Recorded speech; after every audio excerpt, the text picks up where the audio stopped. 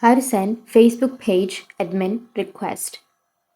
So if you want to send the Facebook page admin request, then first you need to open up your Facebook application and go with the upper right. Make sure that you're on your page. Once you're on your page, now you just need to simply tap on your page and you need to simply go with settings. So you can go back and you can go with settings, which is on the upper right, which has that gear shaped icon.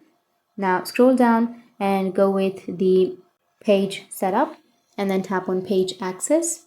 So go with add new, which is on the upper right, and then go with next. And now you need to search by name or username. So search for the person, and here you will have the person. You need to simply toggle on the option of allow this person to also have full control, and then go with give access, and you need to enter your profile password and then tap on confirm, and it will send the invite link to that person.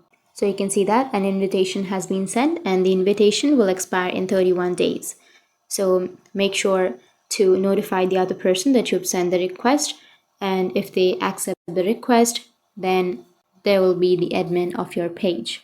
So that's how you can send your Facebook page admin request. And if you have any questions, feel free to comment below. Thanks for watching.